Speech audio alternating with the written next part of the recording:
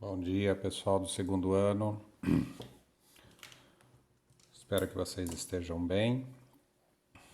Vamos finalizar então o terceiro bimestre, falando dos nossos olhos, que é o instrumento do sentido da visão, né? Nós vamos lá para a página 34. O início do assunto é aqui na página 33. Ele pede para vocês fazerem uma atividade prática, mas vocês, como jovens, adultos, adolescentes, com certeza vão ver algumas simulações aí na internet que são mais esclarecedoras do que você praticar isso não coletivamente, que é o caso nosso da pandemia. O ideal é a gente ter feito isso em sala de aula ou um trabalho coletivo, né? Então tá bom. Então vamos lá. Nesta pequena aula, nós vamos falar da estrutura do olho, como ela pode ser comparada com uma máquina fotográfica, e rapidamente a gente vai falar sobre algumas doenças oculares que, segundo as estatísticas, afeta mais de 80% da população mundial. Você deve conhecer alguém que usa óculos, né? A gente sempre faz uma brincadeira em sala de aula que quem usa óculos é especial, né? Segundo a Organização Mundial da Saúde, nós somos especiais porque nós temos uma pequena dificuldade para enxergar, não é muito grande, mas nós não somos normais. Então a gente faz essa brincadeira aí, né? Então tá bom, vamos lá. Então eu vou fazer uma estrutura do olho aqui, rapidamente, e vou usar um equipamento altamente tecnológico, que eu uso bastante. Na sala de aula eu uso um barbante, mas aqui em casa eu vou mostrar para vocês o que eu uso, tá bom?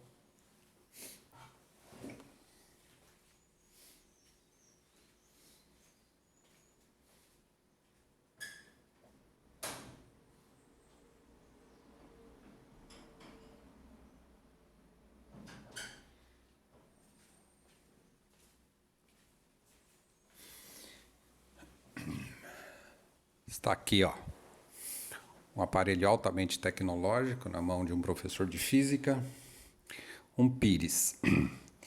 Eu vou virar aqui para ficar mais fácil,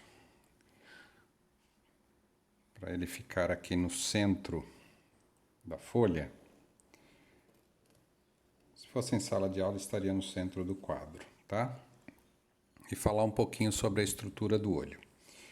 Aqui no fundo do olho, tá bom? Nós temos a cabeça de um alfinete, que é por aqui que estão os bastonetes e que estão os cones sensíveis à luz, tá? E é essa mocinha que vocês têm que tomar cuidado aí. Usar um boné, usar uma viseira, proteger os olhos. Aqui está a nossa retina. É por aqui que a luz tem acesso ao seu cérebro, tá bom? Aqui na parte frontal do olho, nós temos a entrada de luz aqui, que é a nossa pupila, tá? A nossa pupila, ela é um pequeno furo pretinho aí, né? Seus olhos. Não vai confundir com a íris, que é colorida, né? Aí nós temos o azul, o verde, o castanho, o esverdeado, o verde, etc. E essa pupila aqui é onde deixa entrar a luz, tá bom? É por aqui que a luz do externo, né, do mundo externo, entra até a sua retina. Nós vamos fazer um esquema matemático aqui rápido, mas é para você entender. Essa camada que recobre aqui o olho aqui, ele é a córnea, tá? E quando ela é um pouquinho defeituosa, ondulada, são as pessoas que têm astigmatismo, que têm dificuldade de ficar em um lugar muito claro ou a luz incomoda bastante, tá? Bom, feito isso, Se nós estivermos olhando, né? Se nós estivermos olhando um objeto na nossa frente, como uma árvore, lembra da aula passada. Você tem que ter assistido a aula passada para entender isso, hein? A luz vem, tá? Ela reflete no objeto aqui que seria a árvore. Só que a hora que ela entra pela pupila, aí nós temos uma inversão da imagem dessa árvore, tá? Então, essa árvore ela fica invertida no fundo dos olhos. É óbvio que o nosso nervo óptico leva isso para o nosso cérebro e o nosso cérebro inverte isso de novo. Então, nós temos a percepção da árvore direita. A palavra técnica é isso, direita aqui, tá bom? Então é isso, é assim que funciona. Em comparação com a máquina, a nossa pupila seria aquele diafragma que abre e fecha, né? Que abre e fecha para a luz entrar e acabar fotografando lá no filme. A retina nossa é como se fosse o filme. Por isso que naquelas máquinas antigas existiam uns filetinhos chamados negativo, porque as imagens ficavam invertidas, tá? Então é assim que nós enxergamos o mundo, de forma invertida. O olho, mas como é o nosso cérebro que tem essa percepção de sensibilidade de luz, então por um processo químico aqui e através dos seus neurônios, essa sinapse entre um neurônio e o outro, aí você tem a inversão de novo e aí você tem a propriedade correta daquele objeto que está na sua frente, tá bom? Então nunca se esqueça isso, porque isso é pegadinha de vestibular.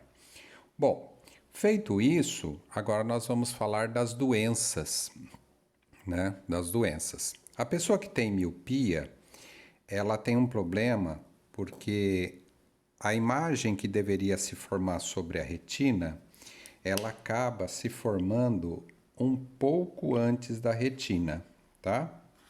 Ela acaba se formando um pouquinho antes da retina. Então, as pessoas que têm miopia, elas precisam corrigir essa questão da distância entre a retina. E é isso que a lente do óculos faz. Cuidado que lente de óculos não é um vidro qualquer, é feito em laboratório, tá? Então, as pessoas que têm miopia, elas precisam corrigir essa entrada de luz e acaba empurrando essa imagem que deveria estar sobre a retina um pouquinho para trás até a retina. Essa distância aqui é que é o seu grau, é o quanto você precisa utilizar na lente para corrigir isso e fazer a imagem se formar aqui corretamente sobre a retina. As pessoas que têm hipermetropia, elas têm a imagem da árvore formada um pouquinho para trás da retina. Então, é por isso que o seu grau míope é negativo e o grau, aquela distância que você tem que corrigir para o hipermíope, tem que ser positiva. Se você pegar, você usar óculos, o seu pai, a sua mãe, ou qualquer uma pessoa da sua casa aí, você pegar a receita, você vai ver que tem um negativo para os míopes na frente do número e tem um positivos para aquelas pessoas que têm hipermetropia, tá? Então essa é a nossa estrutura ocular, tá? É assim que você enxerga o mundo, de forma básica, tal.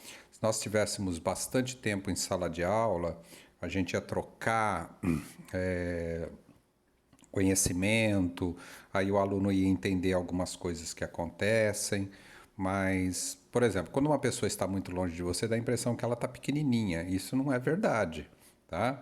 É só o ângulo de visual, porque a pessoa está muito longe, então o ângulo fecha, então o seu cérebro acha que aquela pessoa que você está vendo é pequenininha. Mas a gente sabe que a pessoa não mudou de tamanho, ela está apenas longe de você, tá bom? Então é isso. Então nós temos a miopia, a hipermetropia, tá? Que é aquelas pessoas que não conseguem enxergar de perto, ela precisa afastar um livro, por exemplo, para enxergar. E nós temos a presbiopia. O que é a presbiopia, professor? A presbiopia é aquilo que atinge toda a população mundial. Porque quando você fica bem velhinho, você precisa utilizar óculos, não tem conversa. Então, na realidade, é o enfraquecimento dos músculos, tá? Dos músculos que ficam na parte superior do olho. Então, você tem o olho aqui, né? Você tem o olho aqui. E essa musculatura que fica aqui em cima do nosso olhinho, tá? Essa musculatura aqui, ela vai enfraquecendo, tá? Ela vai enfraquecendo com a idade chegando e você não consegue enxergar as coisas às vezes muito de perto. E aí você tem que afastar aquilo para regular a entrada de luz e aí poder enxergar. Provavelmente você já viu algum senhor pegar alguma coisa na mão e afastar um pouquinho, porque às vezes ele não quer usar óculos, às vezes ele esqueceu o óculos, ou não quer pôr o óculos no rosto, ou às vezes não quer usar óculos mesmo, nem vai no oftalmologista. Só que tem um detalhe, o seu braço ele tem um comprimento máximo. Vai chegar uma hora que a pessoa não vai enxergar mais, mesmo que afaste, e aí ela vai afastar demais, não vai conseguir enxergar, e aí vem a questão do óculos para presbiopia, que atinge toda a população no final da sua vida. Todo mundo no final da vida, quando fica bem velhinho, acaba usando óculos para leitura, tá bom? Então é isso. A miopia é corrigida com lentes, a hipermetropia é corrigida com lentes, o astigmatismo, que é a deformação da córnea, também é corrigido com lente, e a presbiopia também é. Vamos caminhando para o final da aula, porque essa pergunta é recorrente em sala de aula. Professor, existe correção para isso? Sim. Dependendo da espessura da sua córnea, você pode corrigir o astigmatismo, né? Dependendo, nem todos os casos são possíveis. A miopia e hipermetropia também são corrigidos com cirurgia. Hoje é laser, antes era bisturi, né? Só que tem um detalhe. Eu falo para meus alunos, vocês tomem muito cuidado quando vocês forem operar, não caiam na mão de mercenários, porque tem oftalmologia aí que ele só quer ganhar dinheiro. Ele não fala tudo para você, não. Você tem que ter pelo menos de 2 a 3 anos de estabilidade no seu grau. Por quê? Porque você é um jovem, então o seu olho está em formação ainda. O seu olho está em formação ainda. Você não pode fazer esse tipo de cirurgia porque não existe correção. Como assim, professor? É a cirurgia uma vez só, tá? Então, veja bem, você deve conversar e ter confiança no seu oftalmologia e fazer essa pergunta, tá? Quando eu devo fazer a operação? Porque às vezes o jovem é muito impossível, com 20 anos ele quer fazer uma operação de miopia, por exemplo. Eu quero me livrar do óculos. Só que com 25 ele está precisando de usar óculos de novo, porque o olho dele mudou. O olho dele estava em formação ainda. Ou seja, aí você volta a ter o problema do grau de novo. Então, você tem que ter uma estabilidade. Eu vou falar por mim, tá? Eu vou falar por mim. Eu estou com mais de meio século de vida e ainda tenho um pouco de receio ainda de fazer essa operação. Minha irmã mais velha fez aos 60 anos. Hoje ela não precisa de óculos mais. Foi orientada pelo médico. Mas eu tive uma sobrinha, filho dessa mesma irmã, que ela foi muito teimosinha. E aí ela fez o quê? Ela exigiu que os pais pagassem a operação dela aos 18 anos.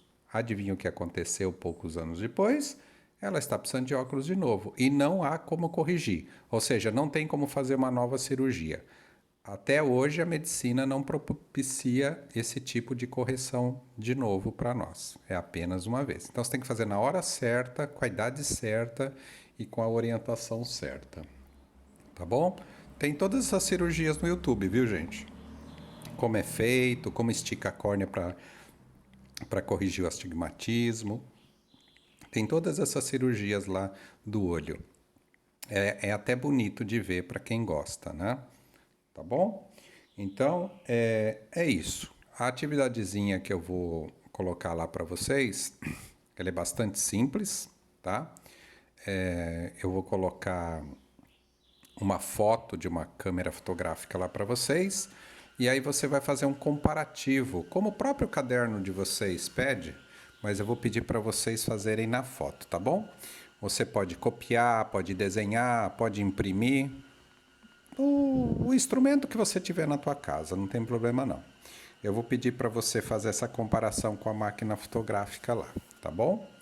E aí você faz a comparação, quem é quem no olho e quem é quem na câmera. E aí você vai ver que a câmera fotográfica é uma coisa bem similar ao olho humano. Ou seja, a câmera fotográfica, ela foi desenvolvida em cima desses elementos do nosso olho humano para poder captar a imagem exterior, ok? Então é isso. O terceiro bimestre se encerra, infelizmente de forma bastante básica. A gente poderia ter aprofundado mais, mas se você quer mais conhecimento, procura aí esse link que o seu caderno do aluno traz aqui, ó, e aí você vai ter um aprofundamento melhor, tá bom? A questão da iluminação e da reflexão.